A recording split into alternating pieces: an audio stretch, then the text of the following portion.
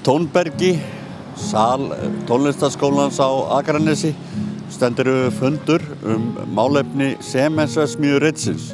Það lóðar Sementsverksmiðjunnar á Akranesi. Það fullt hús og við skulum aðeins skoða hvað er að vera. Regína Ásvaldsdóttir, bæjarstjóri, hvernig líst þér á fundasóknina og viðtöku bæjarbúa? Bara frábærlega vel. Við fengum yfir 140 manns sem skráðu sig á fundin og svo mættu fleiri í morgun, þannig að þetta er bara mjög gott vegna þess að við viljum auðvitað heyra raddir sem flestra í þessu máli.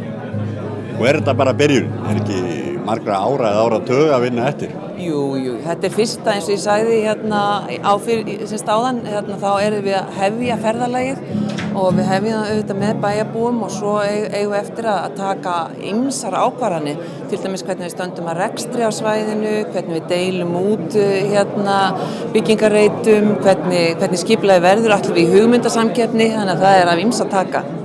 Þannig að þetta verður höfuðverkur eða ánægja nokkur að næstu bæjarstjórnar?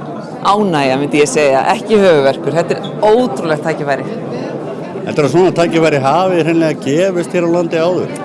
Kannski ekki svona stórt skipulagssvæði, þannig að þetta liggur svo vel við suðri og þannig að þetta er svona auðvitað Vatnsmýrin og Hafnarsvæði í Reykjavík er auðvitað stórsvæði, Ásbrú og Keflavíkurflugvöllur, en þetta er einhvern veginn svona sérstakt vegna þess að, eins og ég segi, út af legunni og tengingu við Langasandinn og höfnina, þannig að þetta, í mínum huga er þetta einstakt. En þetta eru einu 7 hektarar sem að fáum strax hérna Skagamenn og síðan smávegis eftir að þessu sem verður til 2028. Yes. Hvar á að byrja?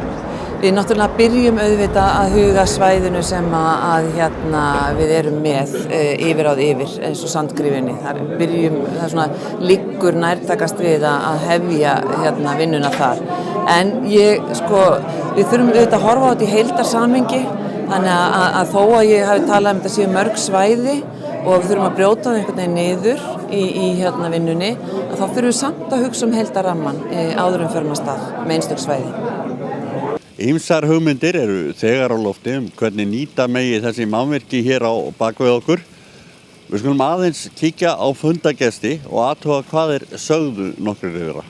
Guðjón Guðmundsson, hvernig finnst þér þessi fundur hafa tekist? Bara mjög áhugaverður og ekkert síður heldur en atvinnumálaráðstefnan sem bæri hélt daginn og þetta er alveg til fyrirmyndar og gaman að sjá hvað bæjarbúar hafa mikinn áhuga á þessu.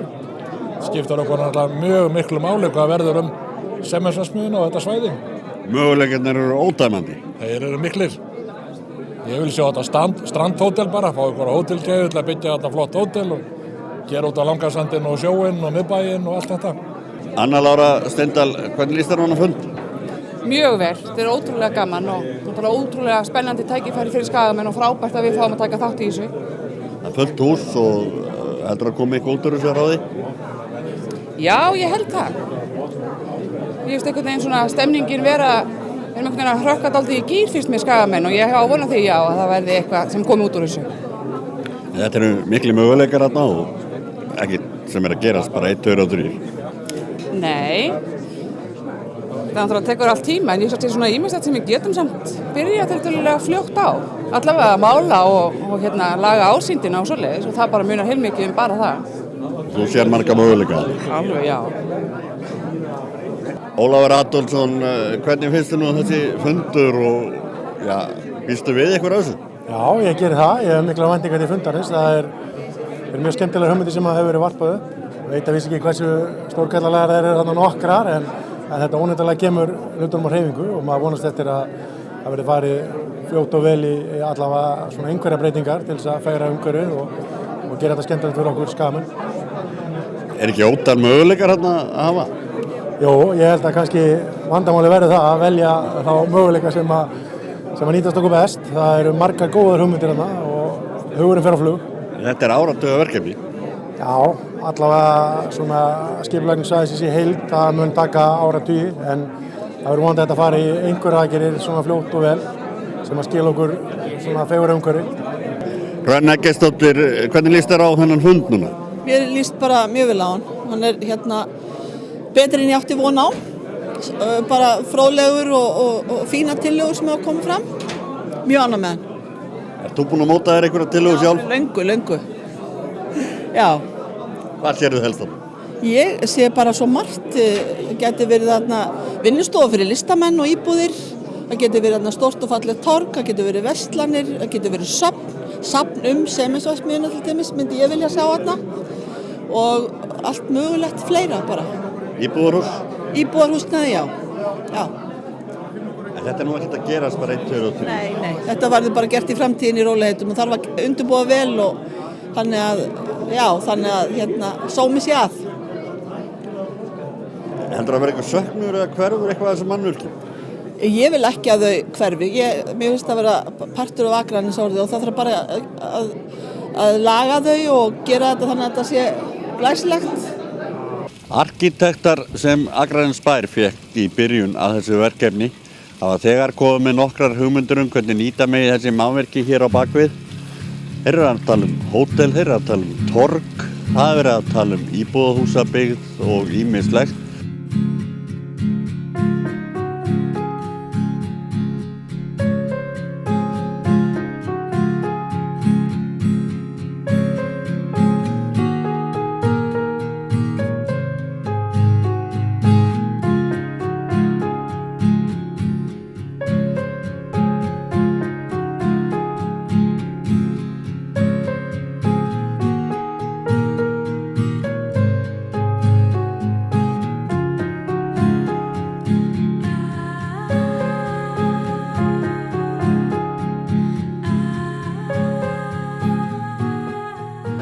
Hér í sláturhúsinu gamla í Borgarnesi virðist nóg pláss. Hér margvísleg starfsemi nú þegar og golfklúbbur Borgarnes var að taka hér í notkun æfingarhúsnæði.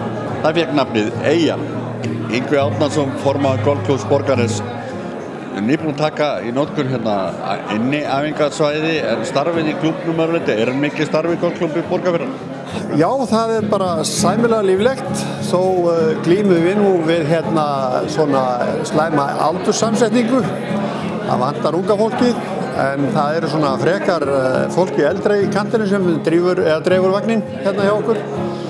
Við erum nú meðal annars að fara af stað með þetta til þess að reyna að yngja upp í liðinu hjá okkur. En þessi harði kjarni sem er búin að vera hérna í áratugi hefur staðið sig bara mjög vel og fetað veginn bara markvisst og núna stöndum við kannski vel að vígi hvað það varðar að við erum með frábæran golfvöll sem við tekið sérlega vel til með. Hann er vinsæll, mikið sóttur og það í raun og veru gerir okkur kleift að halda þetta háum standard á vellinum. Það er fjöldi gesta á völlin, bara dagstaglega og eins náttúrulega ágætis ásókn í móti okkur. Koma menn allstaðar að landinu til að spila golf í Borgarnes? Það er náttúrulega sérstaklega höfuðborgarbúar sem koma hérna upp yfir og líkar vel. Það er nú líklega njótu við góðs af því að það er þröngt þá í Reykjavík. Síðan er vaxandi fjöldi kylfinga sem er að koma úr öðrum landshlutum, sérstaklega á vorin. Þeir koma hérna undan snjóalögunum fyrir norðan og planta sér á Hótel Hamar og spila golf eins og þeir væri í útlöndum. Eru þið þá með samstarf við hótelið ykkur, klúbburinn eða? Já, alveg frá upphafi og frá því að ákveðið var að setja hótelið þarna niður þá var gerður samstarfssamningur við hótelið og það var markmiðið að þarna yrði golfhótel sem að gæti aukið aðsókn á golfvellinu. Svo eru þið með golfskála í gömlu og virðulegu bæjarhúsi þarna á Hamri. Já, Hamarsbærinn eins og hann heitir og er í raun og veru eins konar symbol bara fyrir byggðina hérna. Reisulegt hús sem stendur hátt og vel og vítt útsýni af heimahólnum. Við ætlum að reyna að halda því sem svona þessu symbóli, það verður golfskáli en lítið annað, en við viljum ekki hrófla við því. Þetta er gott tákn í okkar samfélagi. Þið eru hér með inniæfingar í fyrrum sláturhúsi, fyrir alls konar starfsemi, önnur, bílasafn, bátasmiðja, iðnfyrirtæki. Er endalaust pláss í þessum húsum eða? Þetta nú býsna stórt, þetta var nú eitt af stærstu sláturhúsum landsins. Ég held að, ég þori nú ekki að fara alveg með tölur, en við vorum að nálgast 1 milljón sláturgripi hérna þegar að mest var. Þetta var eitt stærsta sláturhús landsins. Þannig að það nóg pláss. Við erum hérna bara að nýta náttúrulega hluta af þessu og það eins og kemur fram að það eru fleiri aðilar komnir hérna inn. Og hérna, við erum afar þakklátir fyrir það að fengið þessa aðstöðu því að við höfum ekki verið með inni aðstöðu fyrir klúbbinn á föstum stað fyrir nú. Hvað var hér í þessum sal áður, Yngvi? Þetta var kjötsalur. Hér gengur hvítklæddir matsmenn salinn og stempluðu kjöt. Þetta er þrifalegasti staðurinn í húsinu, enda sjáum við hér allt lakkirað og fínt. Við þurftum ekki mikið að gera annað en að þrífa og aðeins að lappa upp á þetta. Svo við hliðina á okkur, þar skotfélagið líka með æfingaaðstöðu. Hvernig er það? Verður skoti hér bara búa? Já, það má búast við því. Það er að vísu friðar okkur að það er búið að setja stálplötur hér á milli. Þannig að skotbakkin er hérna beint fyrir aftan okkur í næsta sal. Þar er búið að stálklæða, þannig að okkur líður nú aðeins betur. Því að þeir eru með stóru vopn þarna, skils mér. Sveitastjórinn talaði með þeir að koma ykkur vel við þá. Já, við bugtum okkur og beygjum fyrir þessum herrum, enda eru þeir nú flestir í lögreglunni. Hvernig kom það til að þið fóruð hingað? Já, það kom nú þannig til að við náttúrulega höfum verið að leita húsnæði til að æfa. Við höfum verið á faraldfæti og á bölvuðu flakki og eiginlega ekki haft neina aðstöðu undanfarin ár. Okkur datt í hug að fá inni aðstöðu í reiðhöllinni en það einhvern veginn fekk ekki hljómgrunn. Svo þegar þetta húsnæði sem sagt raunverulega bauðst að þá náðu samningar með Borgarbyggð og okkur og við fengum þetta húsnæði. Þetta leit nú ekki svona út þegar við fengum það. Sem sagt með góðum skilmálum sem sagt Borgarbyggð lætur okkur þetta endurgjaldslaust sem sagt nema við borgum náttúrulega rekstur, hita og rafmagn og annað slíkt og náttúrulega allar innréttingar og annað slíkt en þeir skaffa raunverulega aðstöðuna Borgarbyggð. Þetta var unnið að miklu leyti í sjálfboðavinnu. Við erum að vísu með 2 starfsmenn framkvæmdastjórann og vallarstjórann sem að raunverulega gengu í málin og reistu hér tréverkið. En málningavinna, þrifnaður og annað slíkt og annað teppalagnir og ég veit ekki hvað og hvað, það er allt unnið í sjálfboðavinnu. Svo ætlaði að vera með hvað, golfhermi hérna, það sem við erum núna?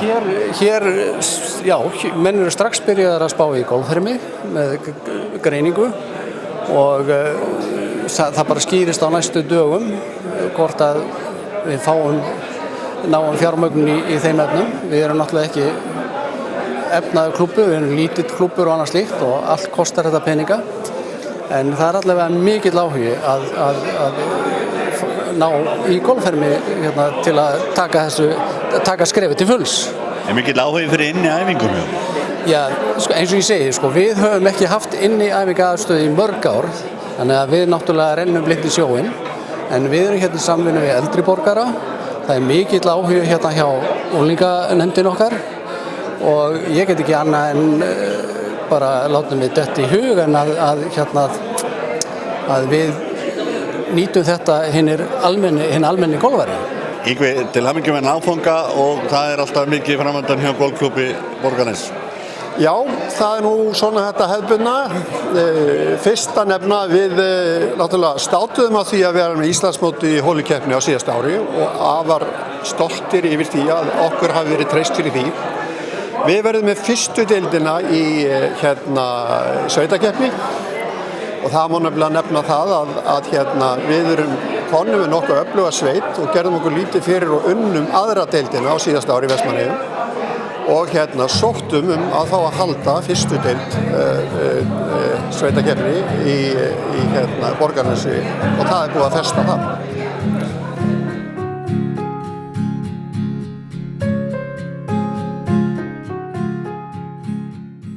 Hvernig kom þetta til? Hvernig dattir þetta í hug að fara að berjast fyrir því að fá að opna vita? Þetta eiginlega byrjaði með því að fyrsta skrefi var það að ég gerði athugasemd við ástandi á gamla vitanum. Það var nú eiginlega það sem kom mér eiginlega af stað. Tók nokkrar myndir af gamla vitanum, sendi þær á Mokkan og baði að fjalla ástand vitans. Og svo í framhaldi af því þá fór einn félagi úr ljósmyndafélaginu vitanum, skrapp til Reykjavíkur og fékk lykilinn að vitanum til þess að við getum farið upp og myndað þar. Og við skiluðum aldrei lyklinum. Og ekkert löngu seinna kom Akraneskaupstað með auglýsingu, bað hugmyndir til þess að auka þennan ferðamannastraum. Og ég var svo fyrsti til þess að svara því kalli og kom þá með þessa hugmyndum að opna vitan og kanna hvernig það myndi ganga. Gekk það vel að fá leyfi til að hafa hann opinn? Það gekk nú svona eins og maður segir. Það var ekkert auðfengið en gekk á endanum og við opnum hann 24. mars fyrsta skipti. Fengum 200 manns, cirka þá tölu sem að fjölda gesta frá 47 til 2012. Þannig að við fengum þann fjölda á einum degi. Og eftir þann tíma hefur þetta bara gengið mjög vel. Nú þetta viti sem að þjóna sínum hlutverki ennþá og sendir sitt leiftur út til sjófarenda reglulega. Hefur þetta engin truflandi áhrif að hleypa fólki upp? Það gerir það ekki, nei. Það er ekki gert það. Og menn hjá Siglingastofnun alveg sáttir eða? Þeir eru, já, mjög sáttir. Sérstaklega þeir sjá hvað við erum að gera með vita. Þurfuð þið einhverju að sjá viðhald innan hús eða? Nei, Siglingastofnun sér algjörlega viðhald bæði innan og utan hús og við sjáum bara að halda honum opnum. Í fyrra voru opið alla laugardaga en ég taldi það hjá mér að það voru 75 opnunardagar allt árið. Þannig að það var töluvert meira heldur en tilstóð. Þetta eru bæði Íslendingar og útlendingar sem eru að koma hingað. Veistu frá hve mörgum þjóðlöndum þetta fólk er? Veistu, ég hef ekki tölu yfir það en það kom fólk alveg frá Brasilíu, Singapúr, Kanada og maður var alltaf jafn hissa hvaðan fólk kom. Perú, Ísrael, maður var alltaf að fá fólk frá nýjum löndum eins og maður segir. En þessi hugmynd að fara að vera með tónlistina, hún hefur gengið? Já, hún hefur gengið mjög vel. Ég fékk í rauninni þá hugmynd hálfgerðlega lánaða frá garðskamönnum. Þar var vita- og vísindadagur einn dag þarna ég man ekki alveg akkúrat daginn hvernig það var. En út frá því þá datt mér í huga að prófa hljóðmyndirnar og ég talaði við Lárus Sighvatsson, skólastjóra tónlistarskólans, fékk hann niðrrétti til að prófa og það small bara undir eins. Tónlistarfólk á Akranesi hefur hug á því að nýta vitan á Breið til tónlistarflutnings. Lárus Sighvatsson, skólastjóri tónlistarskólans, segir að hljómurinn sé einstakur.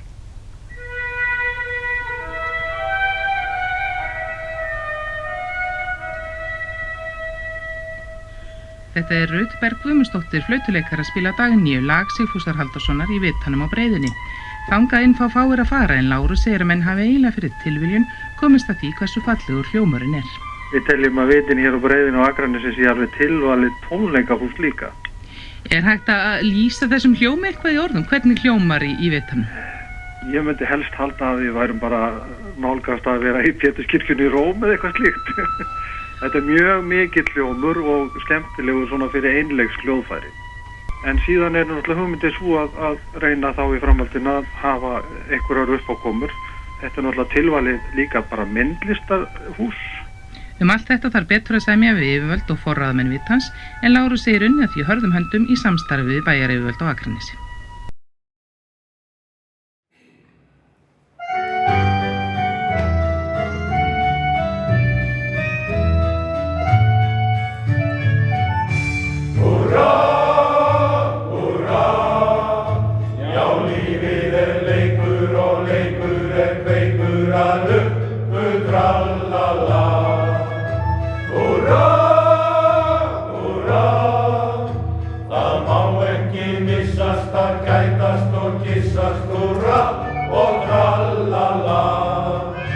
En þú